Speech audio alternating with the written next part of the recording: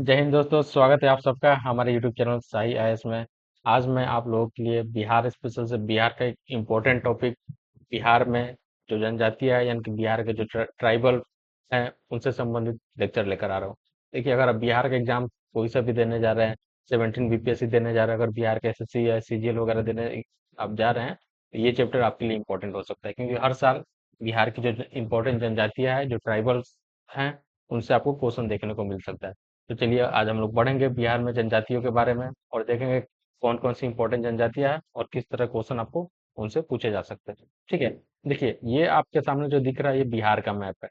अगर आप बिहार के बारे में पढ़ रहे हैं, तो आपको कम से कम मैप के बारे में जानकारी होनी चाहिए कि कौन सा जिला कहाँ है। ठीक है, कौन से जिले दक्षिण बिहार में आते हैं, कौन से जिले उत्तर बिहार में आते हैं। ठीक है, कितने जिले जो हैं बिहार के वो नेपाल से सटे हुए हैं, कितने जिले उत्तर प्रदेश से बाउंड्री शेयर करते हैं, और कितने जिले झारखंड से बाउंड्री शेयर करते हैं। ठीक है, और ये भी क्वेश्चन पूछा जा सकता है कौन सा ऐसा जिला है जो नेपाल और उत्तर प्रदेश दोनों से बाउंड्री शेयर करता है। तो ये सब जो जानकारी है आपको होनी चाहिए। जैसे देखिए, ये पश्चिम चंपारण है, ये नेपाल और उत्तर प्रदेश दोनों से बाउंड्री शेयर करता है। तो इस तरह के आपसे क्वेश्चन पूछे जा सकते हैं। ठीक है, ये किशनगंज आप देखने को मिल रहा है यहाँ पे।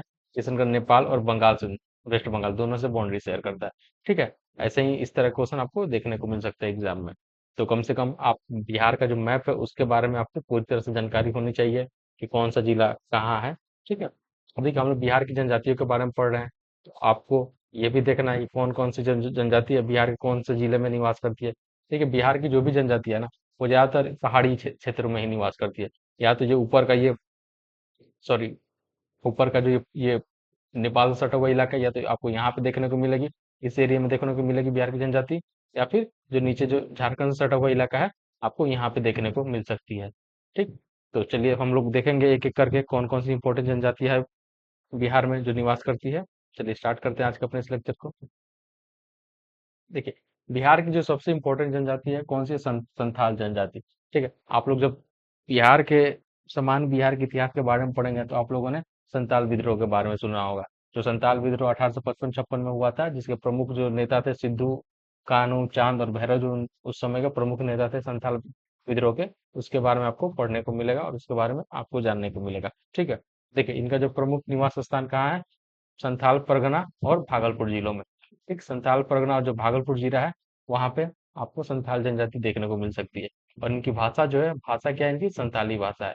ठीक, चलिए देखेंगे कि भागलपुर कहाँ है। देखिए, ये जो एरिया देख रहे हैं, ये भागलपुर एरिया है। ठीक है, ये झारखंड से सटा हुआ इलाका है। तो यहाँ पे आपको संथाल जनजाति देखने को मिल सकती है। ठीक, चलिए नेक्स्ट देखेंगे हम लोग। देखिए, संस्कृति इनकी क्या है? संथाल जनजाति की विशेषता उनके लोक नृत्य और संगीत में है। यानी कि इनका लोक नृत्य और संगीत इनकी सांस्कृतिक विशेषता है। ठीक है, और जो संथाल विद्रोह हुआ था 1855-56 में, वो इसी जनजाति से संबंधित है। और इसके नेता कौन थे, प्रमुख नेता कौन थे? तो सिद्धू, कान्हू, चांद और भैरव, ये चार जो इसके नेता थे, प्रमुख नेता थे। और इनकी जो जीविका निर्भर करती है किस पे? कृषि और जंगल पर निर्भरता है इनकी जीविका। देखिए, जंगल पे कैसे निर्भर है ये लोग? जंगल से जो भी फल वगैरह, कंद वगैरह, या फिर वहां से जो लकड़ी वगैरह मिलती है जंगल से, उस पे इन लोग की जीविका निर्भर करती है। और ये थोड़ा बहुत कृषि वगैरह भी करते हैं। तो संथाल जनजाति से आपसे इस तरह के क्वेश्चन पूछे जा सकते हैं कि इनका निवास कहाँ है, ठीक है, इनकी भाषा कहाँ, भाषा क्या है, और इनका मतलब जीविका किस पे निर्भर करती है? तो कृषि और जंगल पर इनकी जीविका निर्भर करती है। ठीक है, चलिए नेक्स्ट देखेंगे हम लोग।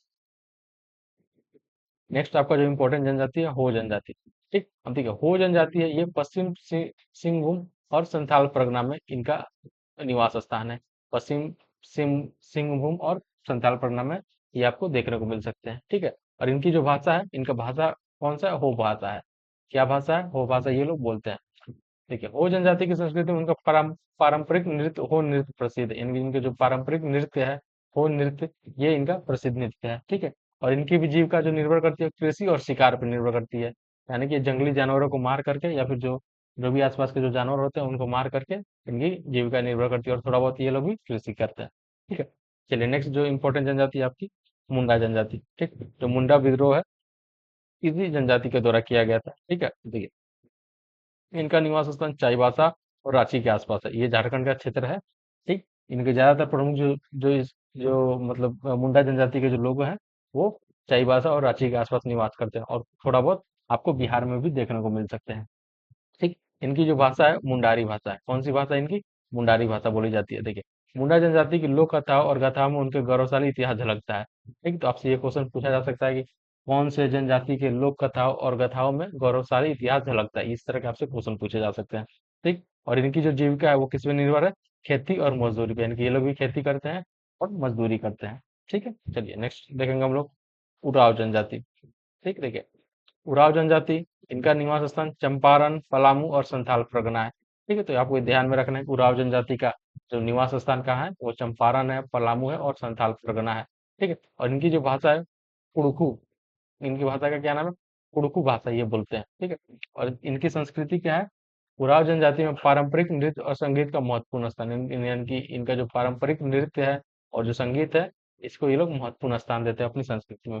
और इनकी जो जीविका निर्भर करती है वो भी कृषि पे निर्भर करती है। और इन इन लोग सबसे ज्यादा किस चीज की खेती करते हैं? तो धान की खेती करते हैं। तो आपसे ये भी पूछा जा सकता है कि उराव जो जनजाति है वो लोग सबसे ज्यादा किस चीज की खेती करते हैं? तो उनके द्वारा धान की खेती की जाती है। ठीक है, चलिए नेक्स्ट देखेंगे हम लोग गोंड जनजाति। ठीक है, निवास स्थान इनका कहाँ हो? बिहार के विभिन्न हिस्सों में फैले हुए हैं। यानी कि बिहार के कई अ, सारे हिस्सों में आपको एक गोंड जनजाति देखने को मिल सकते हैं।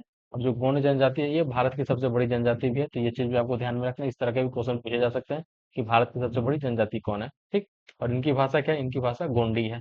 ठीक, देखिए, संस्कृति में गोंड जनजाति की विशेष सांस्कृतिक पहचान उनकी लोक कला और चित्रकला में है। यानी कि इनकी विशेष पहचान क्या है?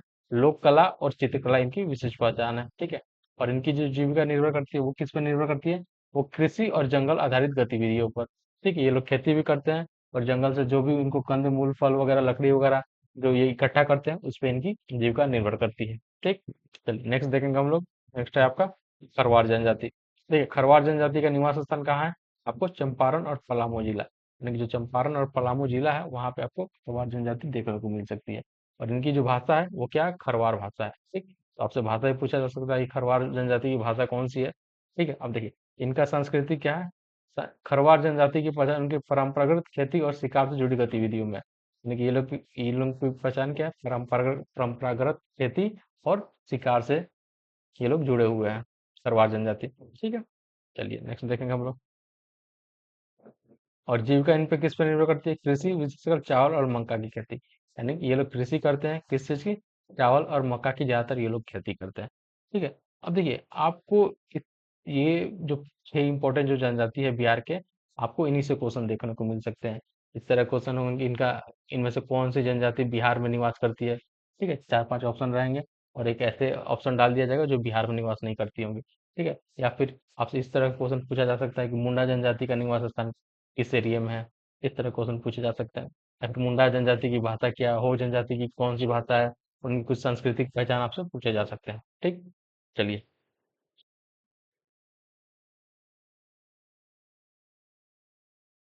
अब देखिए बिहार की जनजातियों की सामाजिक संरचना क्या है? इनकी विशेषता क्या है? देखिए, बिहार की जनजातियों में सामूहिक जीवन शैली प्रचलित है। यानी कि जो भी बिहार की जनजाति है ना वो सामूहिक जीवन शैली उनकी विशेषता है। यानी कि वो लोग ग्रुप में रहना पसंद करते हैं, वो लोग समूह में रहना पसंद करते हैं।